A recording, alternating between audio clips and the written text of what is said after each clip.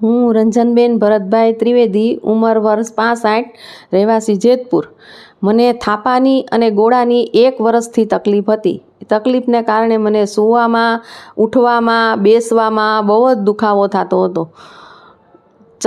ચાલવામાં પણ બહુ તકલીફ પડતી હતી.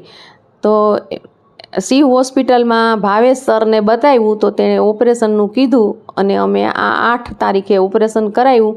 આજે 5મો દિવસ છે, પણ મને વોકરથી ચાલતા શીખડાવી દીધું છે. ઉઠવા બેસવામાં કોઈ તકલીફ નથી. દુખાવામાં ઘણી બધી રાહત થઈ ગઈ છે. હોસ્પિટલમાં ડૉક્ટર સાહેબનો સ્વભાવ પણ બહુ સરસ છે, કામ પણ બહુ સરસ છે, તેમજ સ્ટાફ પણ બહુ સારો છે અને હોસ્પિટલમાં ચોખ્ખાઈ પણ બહુ સરસ છે.